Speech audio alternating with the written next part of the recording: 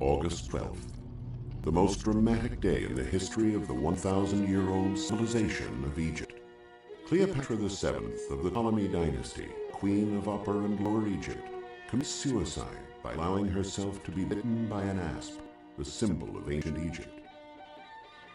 By this action, Cleopatra not only ends her life, she also delivers her beloved city, Alexandria, and the entire Egyptian empire into the hands of her bitter enemy, the aggressors from north, the Romans. Thus ends one of the most glorious monarchies in the history of civilization.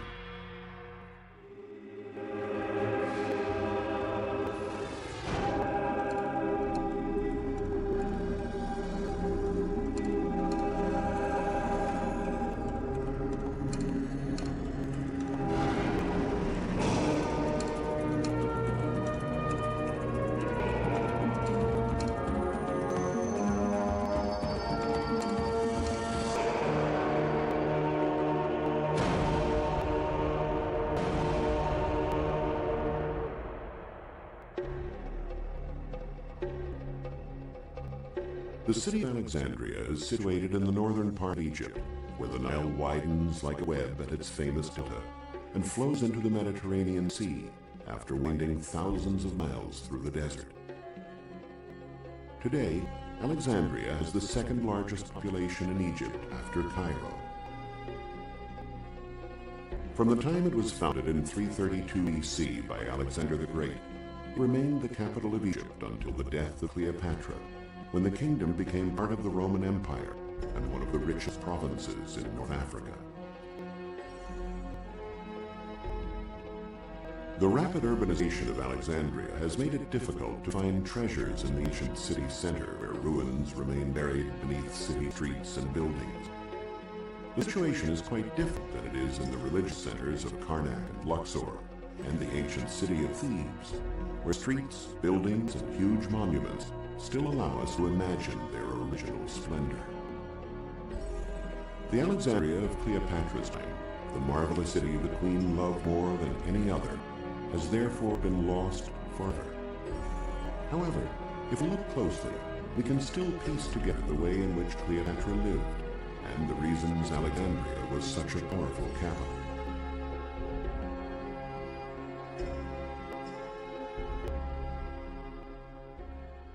Cleopatra was the last descendant of the great pharaohs, and a highly educated woman. Her great cunning and romantic liaisons with Roman generals Julius Caesar and Mark Antony allowed her to hold on to this magnificent city and keep Alexandria intact. For more than 2,000 years, Alexandria was the largest city of Egypt. Its great port and the way it was laid out by Alexander the Great allowed it to grow quickly. When Cleopatra took over in 51 BC, it was the commercial and political hub of the Egyptian Empire. We can imagine Cleopatra looking out lovingly over her city, perhaps from a perch in the magnificent lighthouse on the island of Pharos. The stones from the fallen lighthouse now lie crumbled in the sea. But when it was built in 280 BC, the lighthouse of Pharos, Alexandria, was one of the 7 wonders of the world. From its high balcony, Cleopatra could see her extensive kingdom in every direction as far as 60 miles away. Of the famous 7 wonders, that is, the Hanging Gardens of Babylon, the Temple of Zeus at Olympia, the Pharos of Alexandria, the Colossus of Rhodes, the Mausoleum of Halicarnassus, the Temple of Artemis at Ephesus, and the Pyramids of Giza. Only the pyramids are still standing today. The few remains that were left of the Pharos of Alexandria were incorporated into a fortress at the port. The lighthouse was built by the architect Sostratus of Cnidus near the middle of the 3rd century BC, and during the reign of Ptolemy II, Philadelphos, one of Cleopatra's ancestors. Numerous earthquakes had damaged the lighthouse until, in 1480, Sultan Qaitbay had the fortress built using many of the remains of the lighthouse. Some granite columns are still visible on the main door and on the boundary walls that plunge into the sea. The lighthouse, along with the other 5 lost wonders of the ancient world, is shrouded in mystery. What did it really look like?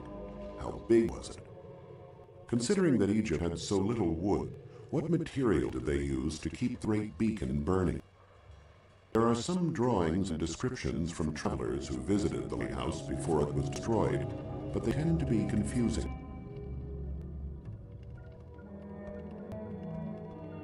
What does exist, however, although it was never made public, is a small-scale copy of the lighthouse in perfect condition, made in the same period as the real one. It is here in a place called Abu Sir, a village nearly 25 miles from Alexandria. The archaeological remains of the ancient city of Osiris Manya, a thriving North African city during Cleopatra's lifetime, surround the village. This lighthouse, just over 50 feet high, doesn't have the majesty of the Pharos, but it does give us an idea of what it must have looked like. The great lighthouse was 3 stories high, with the first story square, the second octagonal, and the third circular. Perhaps it wasn't the only one of its kind built. The coastline between Alexandria and Osiris could have had many such lighthouses. If we project this architectural model upon the old fort in Alexandria, we can see what the great lighthouse looked like. It is a 3-story structure, surrounded at the base by some small temples and an enclosure. The light it projected could be seen tens of miles away, and even to this day, we still wonder how that was possible. They must have used reflecting mirrors, but the fuel must have been wood, hard to find in the area, or straw mixed with animal dung, a compound that emitted great heat but little light. Archaeologists have recently guessed that the enclosure was for storing flammable material, perhaps petroleum that was already being used in those days. For Cleopatra, who might have wanted to look for a sailing ship on the horizon bringing messages from Rome, the building was perfect. It was 500 feet high, a record for a monument of the ancient world.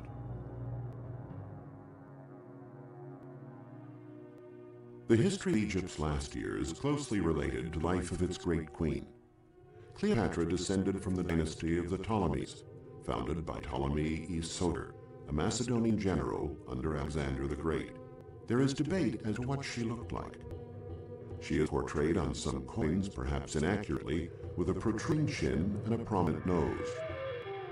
Yet she surely must have been charming and charismatic, and we know she was determined and strong-willed and undoubtedly a shrewd politician.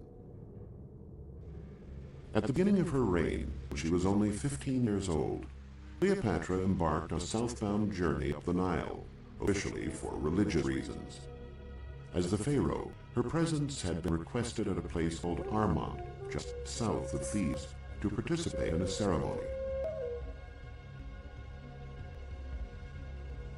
It may have been on this trip that Cleopatra for the first time saw the Great Pyramids of Giza near Cairo. She was probably as stunned as we are today to see these massive and beautiful monuments. Structures built over 2,000 years before Cleopatra was born.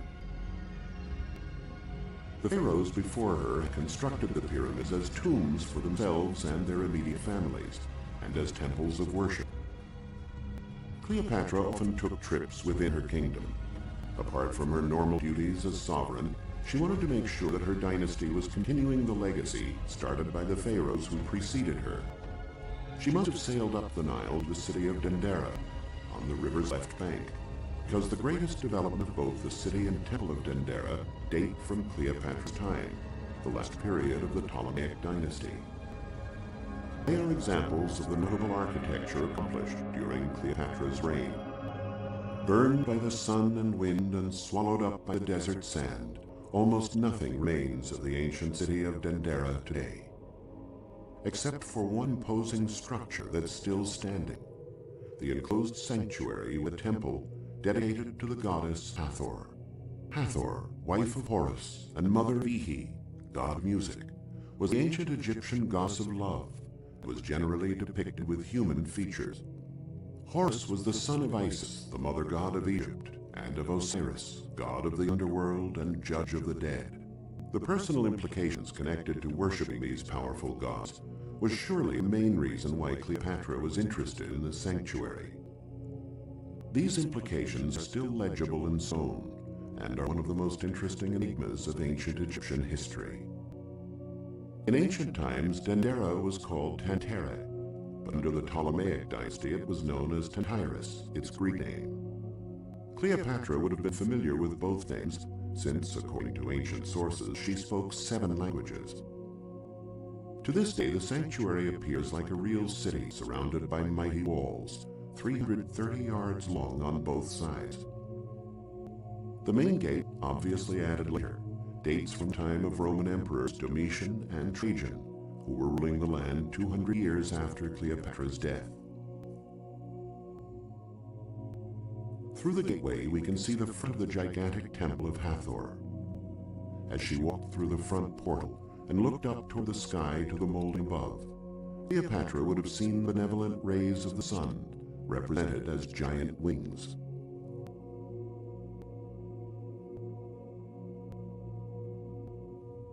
On the inside, there is a depiction of one of the countless images symbolizing motherhood that are scattered around the temple. It illustrates the goddess Isis, seated, breastfeeding little Horus, the future husband of Hathor. Along the temple's side wall, we can see Hathor breastfeeding Ihi, in the presence of a pharaoh paying them homage.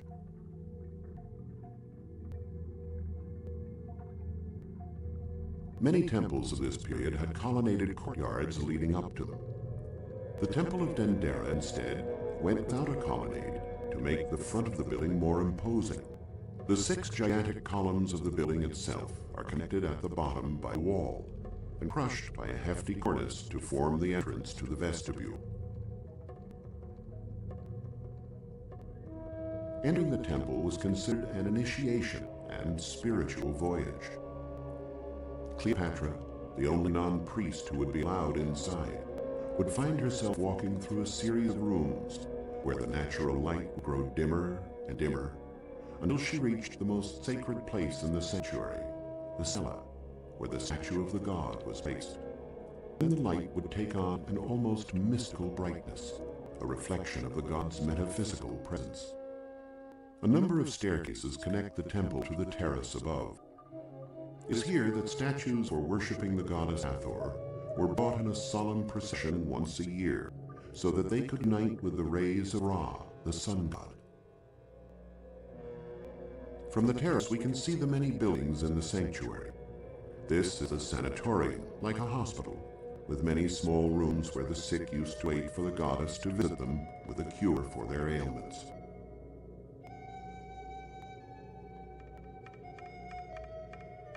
This well-preserved building is one that dates from the period when Egypt was already a Roman province.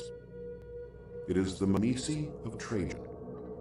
The Mamesi is a very common building in Egypt, a sacred place where rites were performed connected to the birth of the son of the sacred couple who were worshipped in the main temple. The Mamesi at Dendera is dedicated to Ihi, Hathor's son. This relief depicts his birth, feeding, and growth.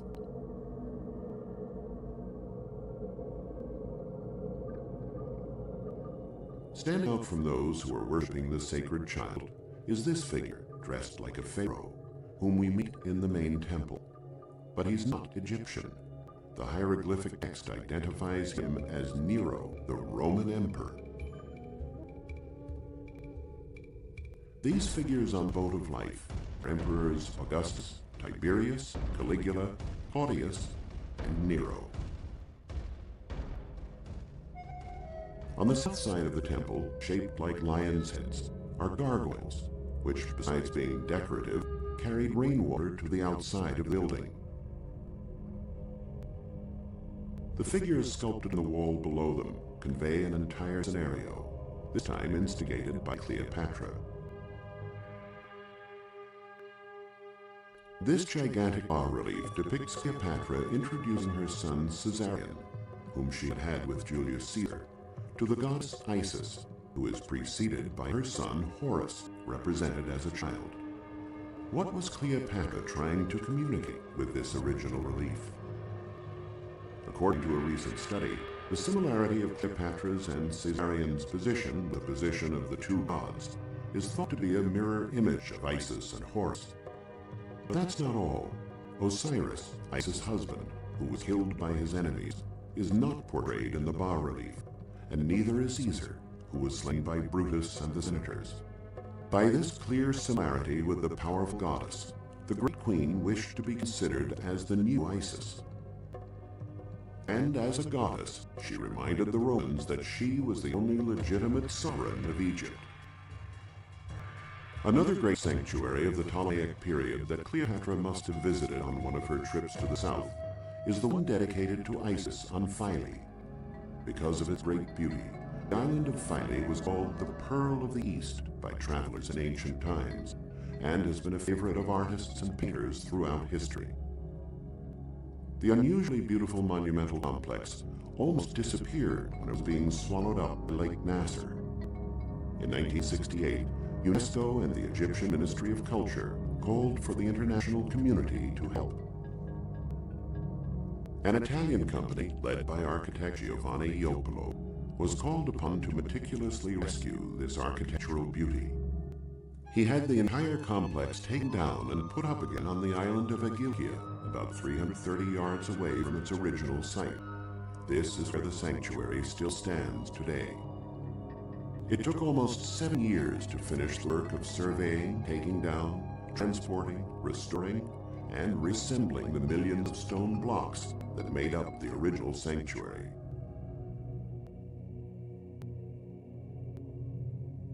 The temple, which was erected in its present form by the Ptolemies in the first half of the 3rd century BC, is dedicated to Isis as the creator of life. She is portrayed there in numerous bas-reliefs as the goddess who brought her husband Osiris back to life after he was murdered by his brother Seth. Pilgrims traveled to the temple from every part of Africa and beyond. Even the Roman emperors were devoted to the goddess. Proof of this is found in the elegant pavilion that the Emperor Trajan had built. Despite its monumental appearance, it was an airy structure that was large enough for processions to enter inside.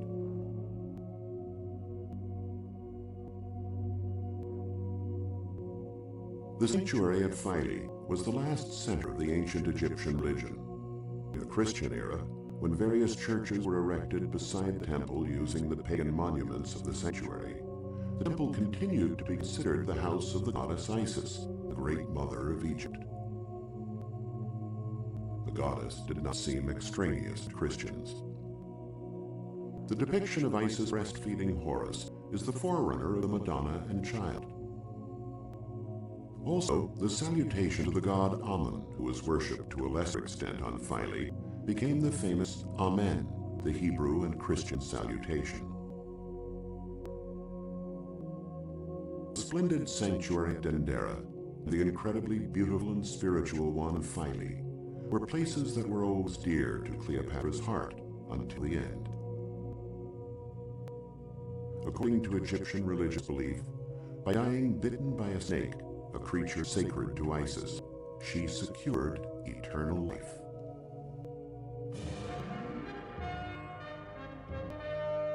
When Cleopatra went to Rome in 47 BC with the son she had had with Julius Caesar, the magical civilization she represented followed her to the new capital of the world.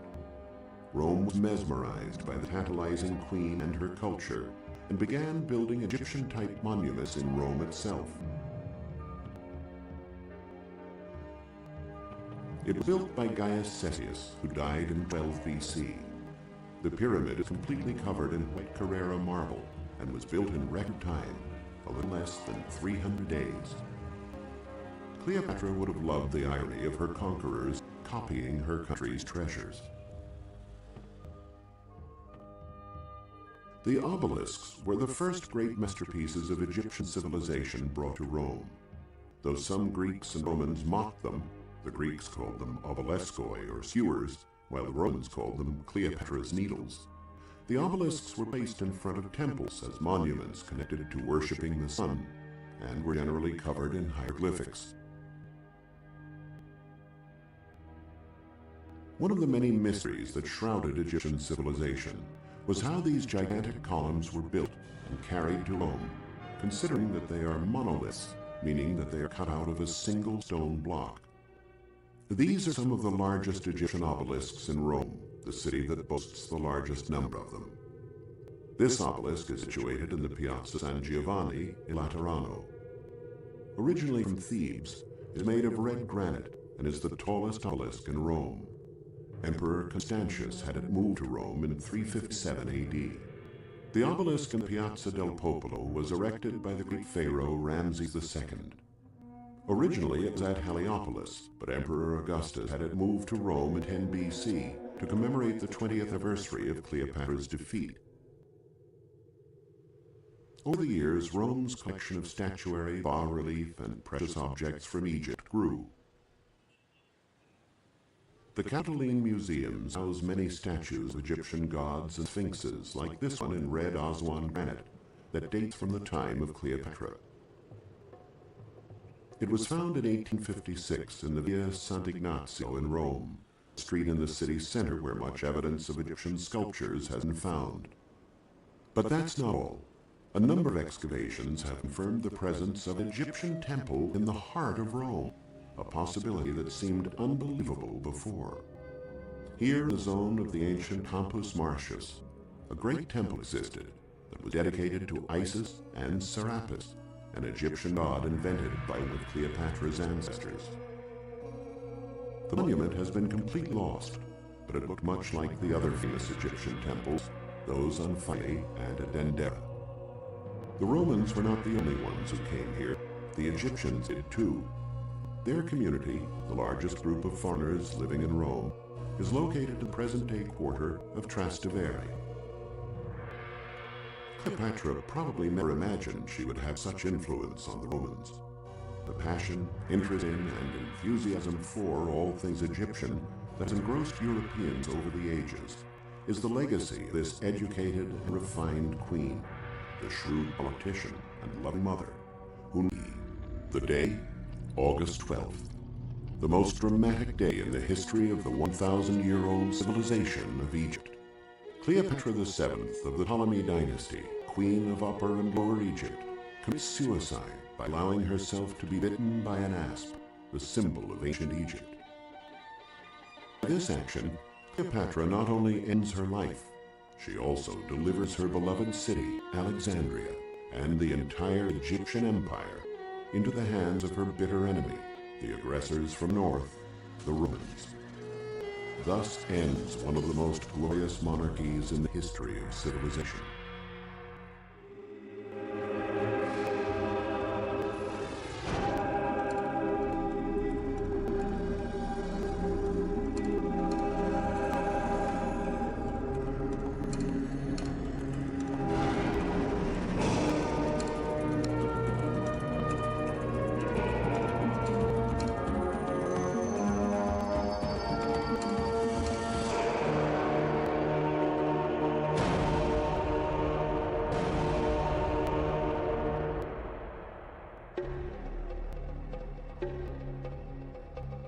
The city of Alexandria is situated in the northern part of Egypt, where the Nile widens like a web at its famous delta and flows into the Mediterranean Sea after winding thousands of miles through the desert. Today, Alexandria has the second largest population in Egypt after Cairo. From the time it was founded in 332 BC by Alexander the Great, it remained the capital of Egypt until the death of Cleopatra, when the kingdom became part of the Roman Empire and one of the richest provinces in North Africa. The rapid urbanization of Alexandria has made it difficult to find treasures in the ancient city center where ruins remain buried beneath city streets and buildings.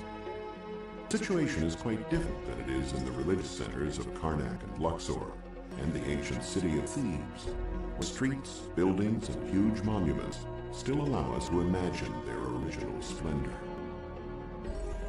The Alexandria of Cleopatra's time, the marvelous city the Queen loved more than any other, has therefore been lost forever. However, if we look closely, we can still piece together the way in which Cleopatra lived and the reasons Alexandria was such a powerful capital.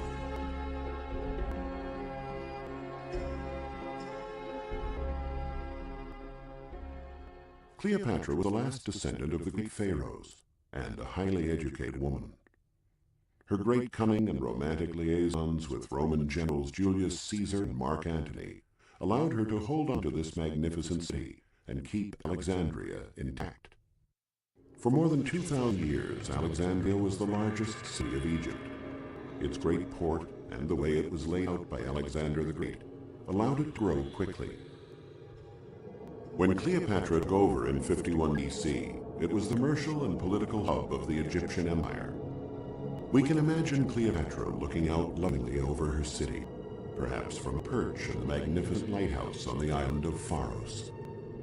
The stones from the fallen lighthouse now lie crumbled in the sea. But when it was built in 280 BC, the lighthouse of Pharos, Alexandria, was one of the 7 wonders of the world. From its high balcony, Cleopatra could see her extensive kingdom in every direction as far as 60 miles away. Of the famous 7 wonders, that is, the Hanging Gardens of Babylon, the Temple of Zeus at Olympia, the Pharos of Alexandria, Colossus of Rhodes, the Mausoleum of Halicarnassus, the Temple of Artemis at Ephesus, and the Pyramids of Giza. Only the pyramids are still standing today.